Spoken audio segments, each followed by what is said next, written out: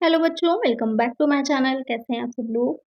आज की वीडियो में मैं आप लोगों के लिए बहुत ही इंपॉर्टेंट क्वेश्चंस लेकर के आई हूँ, जो कि किसी ना किसी एग्जाम में आप लोग के जो अकाउंटेंट का है या फिर ऑडिट असिस्टेंट का है, इसी तरह के एग्जाम्स में आए हुए हैं, जिससे कि आपको ये आइडिया लगे कि किस तरह के क्वेश्चन ज़्यादा आज के टाइम में पूछे जा रहे हैं, उसी के अकॉर्डिंग आप अपने प्रैक्टिस भी कर सकें। तो आज की वीडियो में आपके बहुत ही इंपॉर्टेंट क्वेश्चन रहेंगे। इसकी सीरीज पूरी आ रही है, अगर वो वीडियोज़ आपने नहीं देखी तो ज़रूर से देख लीजिएगा। लिंक आपको इस वीडियो के डिस्क्रिप्शन में मिल जाएगा, पूरी प्लेलिस्ट दे रखी है, वहाँ से आप उन वीडियोज़ को भी देख सकते हैं। तो आइए शुरू करते हैं कुछ और नए क्वेश्चंस के साथ, लेकिन इससे पहले चैनल को सब्सक्राइब ज़रूर से कर लीजिएगा और फ्रेंड्स के साथ वीडियो को शेयर भी कर दीजिएगा। आइए फर्स्ट क्वेश्चन लेते हैं इसमें। Which of the following statements concerning journal entries are not correct? Journal प्रविष्टियों के संबंध में निम्नलिखित में से कौन सा कथन सही नहीं है? यहाँ पर आपके चार जो है स्टेटमेंट दे रखे हैं, आपको बताना है इसमें से कौन सा स्टेटमेंट रॉन्ग है। The journal entries show the effect of transactions. जो जर्नल एंट्रीज होती हैं वो जो ट्रांजेक्शन है उसके इफेक्ट को दिखाती, करेक्ट है। The debited account titles are listed first in the journal. ये जो भी डेब्टेड अकाउंट टाइटल्स होते हैं वो पहले लिखे जाते हैं जर्नल में, करेक्ट है। The account balance is provided by the journal entries. जो अकाउंट बैलेंस होता है वो जर्नल एंट्रीज में प्रोवाइड कराया जाता है, तो यहाँ पर यही वाला पॉइंट आपका गलत हो जाएगा। जो हम लेजर बना रहे होते हैं तो लेजर में हमको बैलेंस मिलता है, ना कि जर्नल एंट्रीज में। तो यही वाला क्योंकि रॉन्ग पूछा था, यही आपका सही हो जाएगा। फोर्थ पॉइंट में each journal entry should start with date. तो आपको पता ही सबसे पहले जो हम जर्नल बना रहे होते हैं तो डेट का कॉलम आता है, तो डेट पहले लिखी जाती है। तो यहाँ पर करेक्ट आंसर हमारा ऑप्शन सी हो जाएगा। चलिए नेक्स्ट क्वेश्चन है। नेक्स्ट क्वेश्चन है, purchase refers to the buying of. तो ऐसे तात्पर्य है goods for sale, stationery for office use, goods for the factory, all of the above. Question यहाँ पे क्या कह रहा है? Purchase refers to the buying of. हम जब बात परचेज की कर रहे होते हैं, क्रय की कर रहे होते हैं, तो यहाँ पर आपको पता है कि आप किससे रिलेटेड पढ़ रहे हैं। जो आपका सब्जेक्ट है कॉमर्स, और कॉमर्स में अगर आप कुछ भी परचेज कर रहे हैं तो वहाँ पर कोई ऑर्गेनाइजेशन होगी, कोई कंपनी है, कोई बिजनेस चल रहा है, इसलिए आप परचेज कर रहे हैं। तो वहाँ पर परचेज़ की मीनिंग क्या होती है कि क्या आप परचेज़ कर रहे हैं या क्या आप खरीद रहे हैं। गुड्स फॉर सेल यानी कि बिक्री के लिए सामान को खरीद रहे हैं। स्टेशनरी यानी कि आप कार्यालय में उपयोग के लिए स्टेशनरी को परचेज़ कर रहे हैं। कारखाने के लिए सामान खरीद रहे हैं या फिर उपभोक्ता सभी।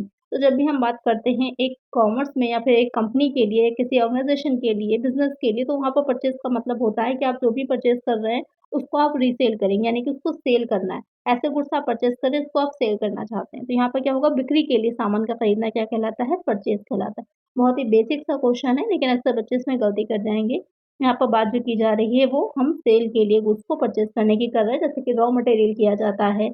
रॉ मटेरियल आप परचेज़ करते हैं जिससे कि आप उस पर क्या होता है, काम किया जाता है, उससे हम अपना फिनिश्ड गुड्स तैयार करते हैं, उसके बाद उसको सेल करते हैं। करेक्ट आंसर हो जाएगा ऑप्शन ए। चलिए नेक्स्ट क्वेश्चन है, the unsold merchandise of business on particular day is called. किसी विशेष दिन पर व्यवसाय के बिना बिके माल को कहा जाता है परचेज रिटर्न, स्टॉक या फिर inventory, bad debt, sales return. तो क्वेश्चन यहाँ पे क्या कह रहा है कि किसी बिजनेस में किसी पर्टिकुलर डे या टाइम पर, यहाँ पर एक ध्यान दीजिएगा कि पर्टिकुलर डे की बात की जा रही है, किसी विशेष दिन पर जो भी आपके पास अवेलेबल होता है मर्चेंडाइज जो कि अभी सेल नहीं हुआ है, उसको आप क्या कहते हैं? वो आपका कहलाता है स्टॉक या फिर उसे हम इन्वेंट्री कहते हैं। एक आंसर क्या हो जाएगा? ऑप्शन बी हो जाएगा। कैसे पता चलता है? जो आपका बिन कार्ड बनाया जाता है या स्टोर लेजर होता है, इन सब के थ्रू हमको पता चलता है कि हमारे पास उस दिन स्टॉक में इन्वेंट्री कितनी अवेलेबल है। करेक्ट आंसर है ऑप्शन बी। चलिए नेक्स्ट क्वेश्चन है, the liability arising from the purchase of goods on credit is called.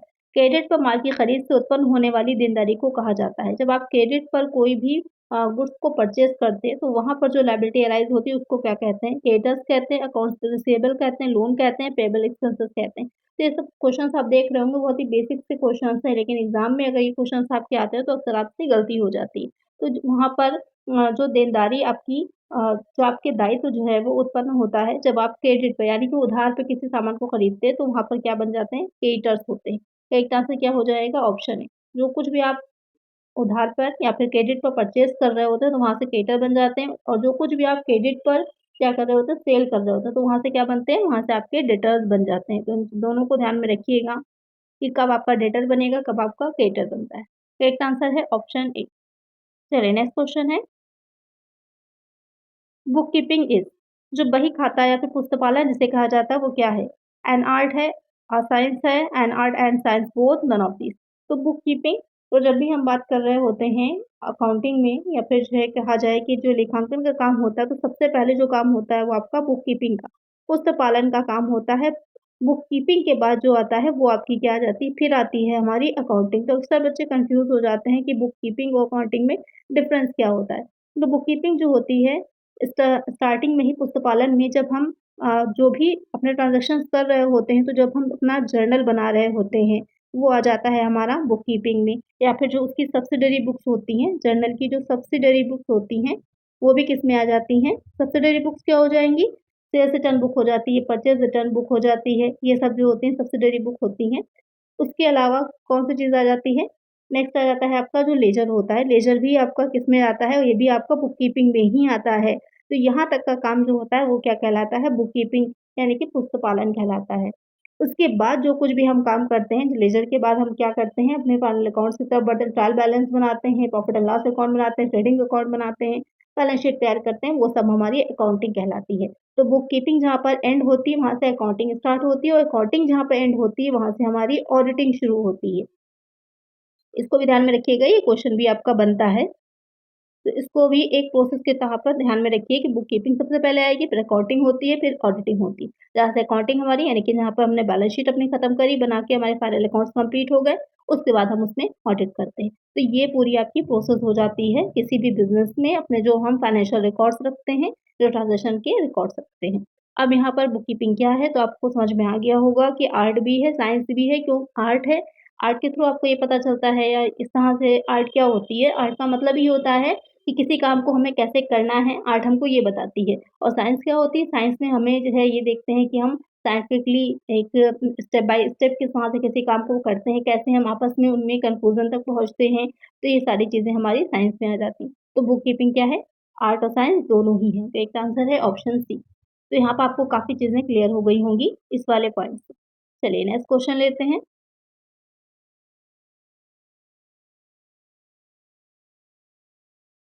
Which of these best explains fixed asset?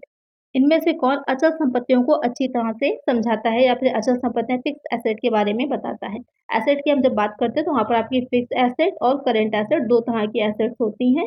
Fixed asset जो लॉन्ग टर्म से related हो जाती हैं, current asset जो कि आपकी शॉर्ट टर्म से रिलेटेड हो जाती हैं। यहाँ पर अब क्या चीज़ है जो फिक्स्ड एसेट से रिलेटेड है? ये are bought to be used in the business, are expensive items bought for the business, are items which will not wear out quickly, are of long life and are not purchased specifically for resale। यानी कि व्यवसाय में उपयोग के लिए खरीदे जाते हैं, व्यवसाय के लिए महंगी वस्तुएं खरीदी जाती हैं। वे वस्तुएं जो जल्दी खराब नहीं होंगी या फिर लंबे समय तक चलने वाली विशेष रूप से पुनर्विक्रय के लिए नहीं खरीदी जाती। अभी सेम यही पॉइंट आपका आया था कि जो है परचेज क्या होता है कि जो हम सेल के लिए कुछ खरीद रहे हैं, लेकिन जब बात हमारी आती है फिक्स एसेट की, तो ऐसी एसेट जिनको कि हम सेल के लिए नहीं खरीदते हैं, अपने बिजनेस को चलाने के लिए, यानी कि बिजनेस आप जब स्टार्ट कर रहे होते हैं तो वहाँ पे आपको फर्नीचर चाहिए होगा, बिल्डिंग चाहिए होगी, या फिर मशीनरी चाहिए होगी, वो सब हमारी फिक्स्ड एसेट में आ जाती है। तो क्या हो जाता है, are of long life and are not purchase specifically for resale. तो इसका आंसर क्या हो जाएगा हमारा? ऑप्शन डी हो जाएगा कि उसे हम रीसेल के लिए नहीं परचेज करते हैं। चलिए नेक्स्ट क्वेश्चन लेते हैं। बहुत ही ज़्यादा पूछा जाने वाला क्वेश्चन है, ईज़ी सा है लेकिन बहुत पूछा जाता है। Accounting is the language of, लेखांकन किसकी भाषा है? गवर्नमेंट की है, कॉमर्स की, ट्रेड की, बिज़नेस की? तो अकाउंटिंग क्या है? बिज़नेस की लैंग्वेज है। जिस तरह से हर सब्जेक्ट की अपनी एक अलग लैंग्वेज होती है, जैसे कि आप जो कंपनी लॉ है पढ़ेंगे या फिर जो कॉन्ट्रैक्ट अकाउंट होते हैं, जो कॉन्ट्रैक्ट लॉ होता है उसको पढ़ते हैं आप, तो वहाँ पर भी क्या होता है कि उनकी अपनी एक अलग-अलग लैंग्वेज होती है, जैसे कि एग्रीमेंट होता है, प्रपोज़ल रखा जाता है, एक्सेप्टेंस होती है, एक अलग-अलग उनके शब्द होते हैं, वाइड है, वाइडेबल है, तरह की अलग-अलग भाषा होती है। इसी तरह अकाउंटिंग भी अपनी एक भाषा है। जैसे आप कॉमर्स के स्टूडेंट हैं, अगर यहाँ पर इस तरह से लिखा है, तो आप इसका मतलब क्या समझेंगे? आप इसको डेबिट पढ़ेंगे। इस तरह से लिखा है, तो आप इसको क्या करेंगे? क्रेडिट समझेंगे, या कहीं पर भी डबल लाइन इस तरह से है, तो इसका मतलब क्या है? यहाँ पर ग्रांड टोटल किया गया है इस चीज़ को। तो आप लोग ये चीज़ ईज़िली समझ सकते हो क्योंकि आप कॉमर्स बैकग्राउंड से रहे हैं। लेकिन कोई और होगा तो यहाँ पर इसको डॉक्टर भी पढ़ सकता है, ज़रूरी नहीं कि डेबिट ही पढ़े। तो ये डिफ़रेंस हो जाता है कि अकाउंटिंग की अपनी भी एक लैंग्वेज होती है और वो अकाउंटिंग किसकी लैंग्वेज है? वो बिज़नेस की लैंग्वेज है। करेक्ट आंसर है ऑप्शन डी। नेक्स्ट क्वेश्चन है, which is the last step of accounting as a process of information. सूचना की प्रक्रिया के रूप में लेखांकन का अंतिम चरण कौन सा है? Recording economic events in the books of account, preparation of final statement, financial statement, communication of information, answers and interpretation of information. जो सूचना की प्रक्रिया के रूप में लेखांकन का अंतिम चरण कौन सा है? यहाँ पर क्या कह रहा है क्वेश्चन में कि लास्ट स्टेप क्या होता है accounting as a process of information. लेखा पुस्तकों में आर्थिक घटनाओं का रिकॉर्ड करना, वित्तीय विवरण तैयार करना, सूचना का संचार या फिर सूचना का विश्लेषण और व्याख्या। तो यहाँ पर करेक्ट आंसर क्या हो जाता है कि क्या हो जाता है आपका लास्ट स्टेप अकाउंटिंग का as a process of information, तो वो हो जाता है आपका कम्युनिकेशन ऑफ इन्फॉर्मेशन की जब इन्फॉर्मेशन होती है, सूचना होती है, उसका जब आप संचार कर देते हैं तो वहाँ पर यानी कि जिन तक पहुँचना चाहिए उन तक वो इन्फॉर्मेशन पहुँच जाती है, तो कम्युनिकेशन लास्ट स्टेप होता है। करेक्ट आंसर क्या हो जाएगा हमारा? ऑप्शन सी हो जाएगा। चलिए नेक्स्ट क्वेश्चन है, use of common unit of measurement and common format of reporting promotes. माप की सामान्य इकाई और रिपोर्टिंग के सामान्य प्रारूप का उपयोग बढ़ावा देता है। कंपेरेबिलिटी को, अंडरस्टैंडेबिलिटी को, रेलेवेंस को, रेलेबिलिटी को। तो क्वेश्चन यहाँ पे क्या कह रहा है कि जब आप एक जैसा जो यूनिट मेजरमेंट का जो यूनिट होता है वो सेम रहेगा, उसे आप चेंज नहीं कर रहे हैं और एक ही फॉर्मेट में आप रिपोर्टिंग कर रहे होते हैं, तो वहाँ पर यानी कि जो भी आपने अभी तक अकाउंट्स अपने रखे हैं, अपने रिकॉर्ड्स रखे हैं, एक ही फॉर्मेट में आप रख रहे हैं, उसे आप चेंज नहीं कर रहे हैं, तो वहाँ पर क्या चीज़ जो होती है वो ईज़ी हो जाती है, तो कंपेयर करना बहुत आसान हो जाता है। आप प्रीवियस ईयर के साथ ईज़िली कंपेयर कर सकते हैं अगर आपने कोई चेंजेस नहीं किए हैं, एक ही यूनिट ऑफ मेज़रमेंट है और सेम ही आपका फॉर्मेट है। करेक्ट आंसर क्या हो जाएगा? ऑप्शन ए हो जाएगा। चलिए नेक्स्ट क्वेश्चन है, which concept represent the assumption of long period existence of a business? कौन सी अवधारणा किसी व्यवसाय के दीर्घकालिक अस्तित्व की धारणा का प्रतिनिधित्व करती है? Dual aspect concept, materiality concept, going concern concept या फिर मैचिंग कॉन्सेप्ट। तो यहाँ पर अलग-अलग कॉन्सेप्ट दे रखे हैं, तो क्लासेस की वीडियो मैंने जो प्रोवाइड कराई थी, वहाँ पर मैंने आप लोग को ये प्रिंसिपल कॉन्सेप्ट समझाए थे। अगर आप लोगों ने देखी होगी, तो आपको ये कॉन्सेप्ट आते होंगे। यहाँ पे क्या कह रहा है कि वो कौन-सा कॉन्सेप्ट होता है जिसमें हम ये मानते हैं कि जो हमारा बिज़नेस है वो लॉन्ग टाइम तक चलता रहेगा, लॉन्ग पीरियड तक उसका एक्जिस्टेंस रहेगा। तो यहाँ पर कौन-सा कॉन्सेप्ट हो जाता है? गोइंग कंसर्न होता है। करेक्ट आंसर है ऑप्शन सी। डुअल एस्पेक्ट में जो डबल एंट्री सिस्टम है आपका वो आ जाता है। मॉडर्निटी कॉन्सेप्ट में जो एक्चुअल में हम में जो भी ट्रांज़ैक्शंस हुए होते हैं, हम उनको ही यूज़ करते हैं। मैचिंग कॉन्सेप्ट में क्या होता है, जो एक्सपेंसेस होते हैं, जो इनकम होती है, उनका मिलान करके हम प्रॉफ़िट या लॉस तक पहुँचते हैं। तो ये हो जाते हैं आपके सारे कॉन्सेप्ट। चलिए नेक्स्ट क्वेश्चन है, which is the last step of accounting as a process of information. सूचना की प्रक्रिया के रूप में लेखांकन का अंतिम चरण कौन-सा है? तो ये अभी सेम क्वेश्चन ऐसा हो ही गया है। कम्युनिकेशन ऑफ इन्फॉर्मेशन, सूचना का संचार, ये आपका करेक्ट आंसर हो जाएगा ऑप्शन सी। नेक्स्ट क्वेश्चन है, the paper containing evidence of payment is called. भुगतान के साक्ष्य वाले कागज को कहा जाता है debit voucher, debit note, credit voucher. यहाँ पर क्वेश्चन आपसे क्या कह रहा है कि वो एविडेंस क्या कहलाता है जिससे कि आपको ये पता चले कि आपने पेमेंट किया है। भुगतान के साक्ष्य वाला कागज जो है वो क्या कहलाएगा? बहुत ही अच्छा क्वेश्चन है, इजी सा क्वेश्चन है। क्या कहलाता है? उसे हम क्या कहते हैं? उसे हम डेबिट वाउचर कहते हैं। एक आंसर क्या हो जाएगा? Option A. Debit credit note जो होता है, जब आपने जो भी परचेज़ किया होता है या सेल किया होता है, उसका जब रिटर्न आता है, तो वहाँ पर जो होता है डेबिट या फिर क्रेडिट नोट होता है। इससे रिलेटेड क्वेश्चंस भी मैं आगे आप लोग को कराऊँगी। अच्छा टॉपिक है ये डेबिट नोट और क्रेडिट नोट का। लेकिन जो आपका एविडेंस होता है मेन पेमेंट का, वो आपका डेबिट वाउचर होता है। तो एक आंसर हो जाएगा ऑप्शन ए और रिसीविंग वाला होगा तो वो क्रेडिट वाउचर हो जाएगा। चलिए नेक्स्ट क्वेश्चन है, द डेब्ट which are to be repaid within a short period uh और loss are referred to as. वे ऋण जिन्हें अल्पावधि 1 वर्ष या उससे कम में चुकाया जाना होता है, उन्हें हम क्या कहेंगे? Current liability, fixed liability, contingent liability, all of the above. तो यहाँ पर जिनको 1 वर्ष के अंदर या फिर उससे भी कम टाइम पीरियड में आपको चुकाना होता है या रीपे करना होता है, उनको क्या कहते हैं? वो आपकी करंट लायबिलिटीज़ कहलाती हैं, चालू दायित्व कहलाते हैं। कौन-कौन से हो जाते हैं इसमें? आपके बिल्स पेएबल आ जाते हैं यहाँ पर, जो क्रेडिटर्स होते हैं वो आ जाते हैं यहाँ पर, जो क्रेडिटर्स होंगे या फिर जो शॉर्ट टर्म लोन होते हैं, वो भी इसमें आपके शॉर्ट टर्म जो लोन होंगे, वो भी शामिल किए जाते हैं। तो ये सब क्या आपकी हो जाती हैं? करंट लायबिलिटीज़ हो जाती है। बैंक ओवरड्राफ्ट अगर दे रखा होगा, तो वो भी करंट लायबिलिटीज़ में ही आपका आ जाता है। तो करेक्ट आंसर क्या हो जाएगा? ऑप्शन ए होगा। और जो कंटीजेंट लायबिलिटीज़ होती हैं, वो इस तरह की लायबिलिटीज़ होती हैं, जो कि अभी आप लोग की अ, अभी करंट में तो लायबिलिटीज़ नहीं है, लेकिन फ्यूचर में हो सकती हैं। तो फ्यूचर में इस तरह की संभावनाएँ हैं या ऐसी कोई सिचुएशन हो सकती है, कोई घटना ऐसी घट सकती है जिसकी वजह से वो लायबिलिटीज़ हो सकती हैं, वो कंटीजेंट होती है। उनको डायरेक्ट नहीं दिखाया जाता है, उनको जो आपकी बैलेंस शीट बनाते हैं उसमें एक नोट के तौर पर नीचे हम दिखाते हैं। जैसे कि जो बिल्स डिसऑनर होते हैं वो आपके कंटीजेंट लायबिलिटीज़ में ही आते हैं। एक आंसर यहाँ पर है ऑप्शन ए। चलिए नेक्स्ट क्वेश्चन है the term expenses and expenditure व्यय और व्यय शब्द क्या है? यहाँ पर एक्सपेंसेस और एक्सपेंडिचर जो व्यय है वो आपका एक्सपेंस होता है, एक्सपेंडिचर को हम खर्च कहते हैं, इसे खर्च कहा जाता है। सेम होते हैं, डिफरेंट होते हैं, अपोजिट हैं या फिर नन ऑफ दीज। वैसे देखने में बहुत आसान है, सब लोग आप लोग यही कहेंगे कि एक्सपेंस और एक्सपेंडिचर सेम होता है, लेकिन वो सेम नहीं होता, दोनों में डिफरेंस होता है। जो एक्सपेंस होता है वो आपके क्या हो जाते हैं, एक्सपेंस जो होते हैं हम हैं वो आपके रेवेन्यू नेचर के होते हैं, यानी कि आयगत नेचर के होते हैं, आयगत प्रकृति के होते हैं। और जो एक्सपेंडिचर होते हैं ये आपके कैपिटल नेचर के होते हैं, पूंजीगत प्रकृति के होते हैं, दोनों में डिफरेंस होता है। हो सकता है आपको नहीं पता हो ये वाली पॉइंट, तो इसको ध्यान में रखिएगा। वैसे तो जनरली बोलने में हम लोग दोनों को सेम ही समझते हैं, लेकिन दोनों में डिफरेंस होता है।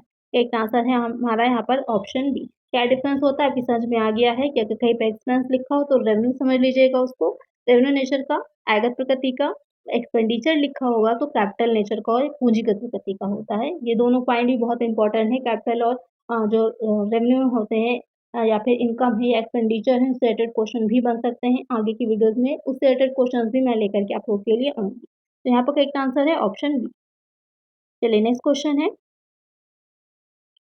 अकाउंटिंग प्रोवाइड्स डाटा और इन्फॉर्मेशन ऑन लेखांकन डेटा जानकारी प्रदान करता है income and cost for the managers financial condition of the institutions companies tax liability for a particular year या फिर ऑल ऑफ दैट और या फिर ये सभी पॉइंट। तो जो अकाउंटिंग होती है वो तीनों ही चीज़ें प्रोवाइड कराती है। तो यहाँ पर करेक्ट आंसर क्या होगा हमारा ऑप्शन डी हो जाएगा, बहुत ईजी सा क्वेश्चन है। चलिए नेक्स्ट क्वेश्चन है if a trial balance totals do not agree the difference must be entered in. यदि जो परीक्षा संतुलन या फिर जो आपका तलपट होता है उसके जो योग है वो मेल नहीं खा रहा तो अंतर को हम कहाँ ले जाते हैं? प्रॉफिट एंड लॉस अकाउंट में, नॉर्मल अकाउंट में, कैपिटल अकाउंट में, सस्पेंस अकाउंट में। उसे हम कहाँ ले जाते हैं? उसे हम सस्पेंस अकाउंट जो बनाते हैं उसमें लेकर के जाते हैं। और सस्पेंस अकाउंट को हम कहाँ दिखाते हैं? जब तक इसका जो भी इसके बाद की जाएंगी एडजस्टमेंट एंट्रीज अगर उससे सही हो जाता है तो आपका जो है दूसरा ट्रायल बैलेंस बनाया जाएगा। अगर रह जाता है फिर भी तो उसे हम सस्पेंस अकाउंट में लेकर जाएँगे और कहाँ दिखाएँगे? उसको हम ले जाते हैं बैलेंस शीट में दिखाते हैं। तो एक आंसर क्या हो जाएगा? ऑप्शन डी होगा। चलिए नेक्स्ट क्वेश्चन है in accounts recording is made of लेखा में रिकॉर्डिंग की जाती है ओनली फाइनेंशियल ट्रांज़ैक्शन की, नॉन फाइनेंशियल की, फाइनेंशियल नॉन फाइनेंशियल दोनों की, personal transaction of the property की।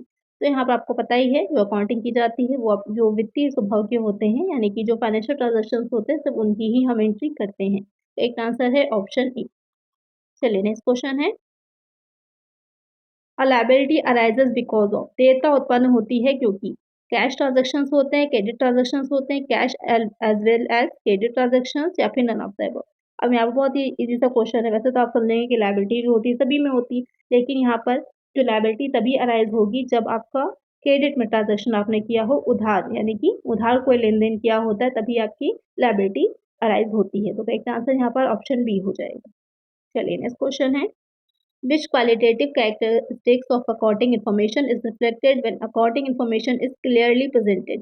लेखांकन जानकारी की कौन सी गुणात्मक विशेषताएं तब परिलक्षित होती हैं जब लेखांकन जानकारी स्पष्ट रूप से प्रस्तुत की जाती है? अंडरस्टैंडेबिलिटी, रेलेवेंस, कंपेरेबिलिटी या फिर रेलेबिलिटी। तो यहाँ पे क्या है कि अगर आपने जो भी अकाउंटिंग की इन्फॉर्मेशन है उसको क्लियरली अच्छे से प्रेजेंट किया है तो वहाँ पर उसकी कौन सी गुणात्मक विशेषताएं की बात हो रही है क्योंकि मात्रात्मक यानी कि क्वांटिटेटिव तो आपको इजीली दिखी जाती हैं, क्वांटिटेटिव ही मेनली होती हैं, क्वालिटेटिव तब होती हैं जब होंगी तो वहाँ पर आप इजीली उसको समझ पाते हैं, बोधगम्य होती हैं। एक आंसर हो जाएगा ऑप्शन ए। चलिए नेक्स्ट क्वेश्चन है विच of the following statement is correct. यहाँ पर आपको बताना है इसमें से कौन सा कथन सही है। Book keeping is a part of accounting, accounting is a part of book keeping, the term book keeping and accounting can be use interchangeably या फिर book keeping is not a part of accounting. बहुत ही simple सा easy सा question है, आपको सबको समझ में आ गया होगा। मैंने इसको बहुत अच्छे से अभी डिटेल में समझाया है क्वेश्चन में ही, तो आप सभी के समझ में आया होगा। तो इसका आंसर ज़रूर से मुझे कमेंट करिए कि इसका करेक्ट आंसर क्या है। तो आज की वीडियो में इतना ही। आई होप वीडियो अच्छी लगी होगी। काफ़ी बेसिक से क्वेश्चंस थे लेकिन आपका जो बेस है उसको क्लियर करने के लिए ये क्वेश्चंस मैंने इंक्लूड किए, जिससे कि आपकी जो अकाउंटेंसी का बेस है वो सारे पॉइंट्स क्लियर हो गए होंगे। तो आज की वीडियो में इतना ही। अगर वीडियो अच्छी लगी लाइक ज़रूर से कर दीजिएगा। चैनल को नया सब्सक्राइब करिएगा और फ्रेंड्स तक वीडियो को शेयर करिएगा। मिलते हैं नेक्स्ट वीडियो में। Thank you.